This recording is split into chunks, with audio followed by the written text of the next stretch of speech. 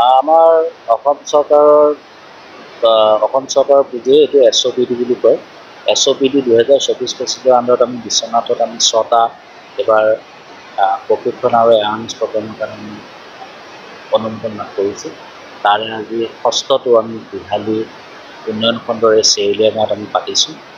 ইয়াতে আপোনালোকে দেখিছে যে যথেষ্ট সংখ্যক এই বিহালী অঞ্চলৰ উদ্যোগী মীন পালক পালিকা মহিলা গোটৰ সদস্যসকলে ইয়াত উপস্থিত হৈছে আৰু তেওঁলোকক এই প্ৰশিক্ষণৰ যোগেদি বিজ্ঞানসন্মতভাৱে কেনেকৈ মীন পালন কৰিব পাৰি, ইয়াৰ পৰা কেনেকৈ আৰ্থিকভাৱে পৰিয়ালৰ উপাৰ্জন বৃদ্ধি কৰিব পাৰি আৰু নিজে স্বাৱলম্বী হ'ব পাৰে, তাৰ বিভিন্ন দিশত তেওঁলোকক আমি এই দিনজোৰা প্ৰশিক্ষণৰ যোগেদি তেওঁলোকক অৱগত কৰোৱা হৈছে।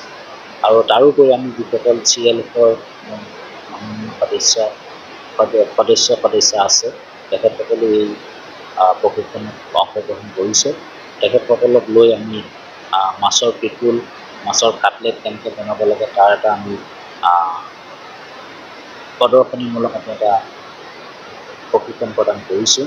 যাতে মহিলা যিসকল CLFৰ আণ্ডাৰত আমাৰ বিশ্বনাথ জিলাত মহিলা গোটসকল আছে, তেওঁলোকে যাতে মাছৰ আচাৰ প্ৰস্তুত, মাছৰ কাটলেট, মাছৰ পকৰা এইবিলাক বনাই তেওঁলোকৰ যাতে এই আত্মসহায়কবিলাক চাবলৈ তাৰ কৰিছোঁ। আমাৰ যিসকল মীন পালক ৰাইজ আছে তেখেতসকলে সহযোগিতা আমি কামনা কৰিলোঁ যাতে বিশ্বনাথ জিলাখন অসমৰ মীন পালনৰ ক্ষেত্ৰত প্ৰথম স্থানলৈ উন্নীত কৰিব পাৰোঁ, তাৰ আমি আশা কৰোঁ। আৰু এই প্ৰশিক্ষণৰ যোগেদি তেনে বাৰ্তাও আমি কৃষকসকলৰ মাজত বিতৰণ কৰিব পাৰোঁ। আজি এই অনুষ্ঠানত CLF গোটৰ প্ৰায় 8টা CLF গোটৰ সভানেত্ৰী আৰু সম্পাদিকাই ইয়াত অংশগ্ৰহণ কৰিছে। তাৰোপৰি স্থানীয় মীন পালকক লৈ প্ৰায় 55গৰাকীমান মহিলা ইয়াতে অংশগ্ৰহণ কৰিছে, 55-60 গৰাকীমান, আৰু পুৰুষো তেনেকৈ 40-50 গৰাকীমান অংশগ্ৰহণ কৰিছে। মোটামুটিভাৱে প্ৰশিক্ষণটো এটা কৃতকাৰ্য হোৱা বুলি আমি কম। পৰৱৰ্তী সময়ত আৰু যথেষ্ট আশা কৰিছোঁ আমাৰ মীন সম্পৰ্কটো আৰু